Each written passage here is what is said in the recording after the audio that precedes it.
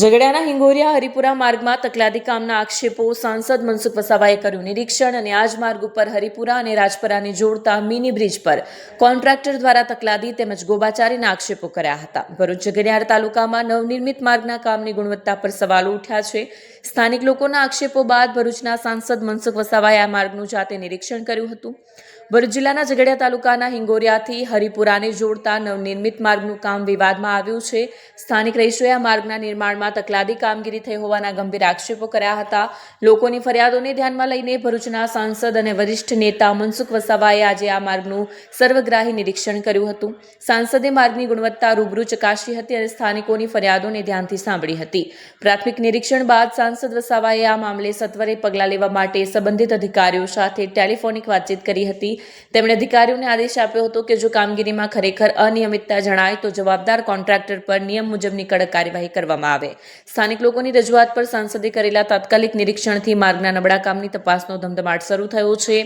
હવે જોવાનું એ રહે છે કે આ મામલે કેવા પગલાં લેવાય છે અને માર્ગની ગુણવત્તા સુધરે છે કે કેમ. માર્ગના તકલાદી કામગીરીના આક્ષેપો અને સાંસદના નિરીક્ષણ બાદ તંત્ર હવે શું કાર્યવાહી કરે છે તેના પર સૌની નજર રહેશે.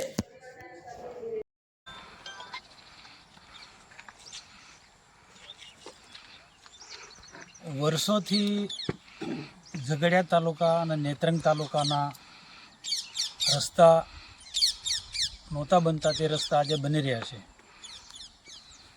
આ વિસ્તારના તાલુકા પંચાયતના સભ્ય અરુણભાઈ વસાવાની રજૂઆતના કારણે આ હિંગોરિયાથી હરિપુરાનો રસ્તો 3,85 લાખના ખર્ચે મંજૂર થયો અને એ જ રીતના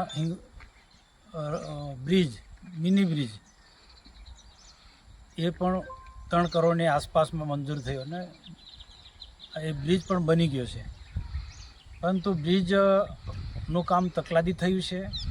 ક્યાંક ક્યાંક વચ્ચે અત્યારથી તરાડ પડવા માંડી છે અને બ્રિજની બંને સાઈડ પર જે પ્રોટેક્શન વોલ કે જે હોવું જોઈએ, પાડી હોવી જોઈએ, એ ખૂબ નીચી છે. નીચી પાડી એટલે એમાં વચ્ચે 1 મહિના પહેલાં ભેંસ પણ પડી અને ભવિષ્યમાં માણસો સ્કૂટરવાળા રાત્રે જતા એ પણ પડી શકે તેવી સંભાવના છે. એટલે જોખમવાળો જે બ્રિજ બન્યો છે ને સાથે સાથે જે હિંગોરિયાથી હરિપુરા સુધીનો જે રસ્તો જે છે 2,85 લાખમાં જે બની રહ્યો છે, એમાં બીજા લેયરમાં તો રસ્તો સાવ અત્યારથી તૂટવા માંડ્યો છે ને કેટલીક જગ્યાએ એમાં પણ એટલી જે અમારા કાર્યકર્તાએ હાથ લગાડે ત્યાં આખો રસ્તો તૂટી જાય છે અને હાથમાં લઈને જે મટીરિયલ એ કરે છે તો માટીને કપચી એટલી જ દેખાય, સિમેન્ટ કે એવું કશું દેખાતું જ નથી, ડામર પણ દેખાતું નથી.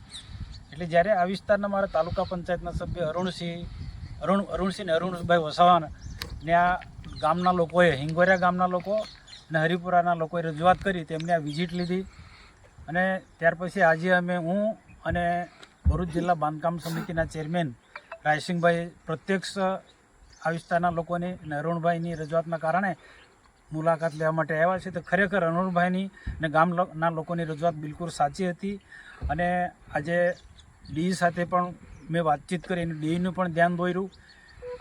હવે મેં સ્પષ્ટ માનું છું કે આ ખાતાકીય તપાસ જુનિયર એન્જિનિયર હોય અને જે એજન્સી હશે એ એજન્સીની સામે કાયદેસરની ખાતાકીય કાર્યવાહી થવી જોઈએ. આવા લોકોની સામે બ્લેકલિસ્ટની કાર્યવાહી કરવી જોઈએ, તો જ આવા ખરાબ કામો થતાં અટકશે. અને ક્યાંક જે એજન્સીને અમે પૂછે છે તો નામ કહેતા નથી, પણ ઘણા બધા લોકો કે અમારી પાસે ટકાવારી માંગે છે એટલે અમારે શું કરવું પડે. તો ભાઈ જે ટકાવારી એમની પાસે માગતા હશે હવે એ જાણે.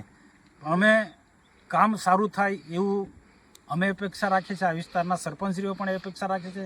અમારા તાલુકા પંચાયતના સભ્ય પણ મારી સાથે છે, અરુણભાઈ અને રાયસિંગભાઈ બાંધકામ.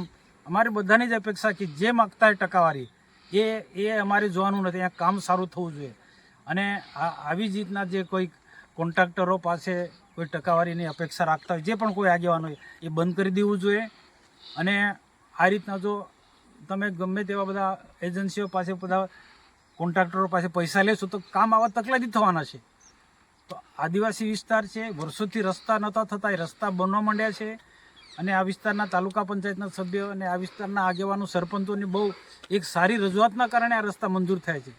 આવા કેટલાક રસ્તા હજુ બનવાના છે ને આવા પુલિયા જ્યાં જરૂર છે એવા પણ બનવાના છે.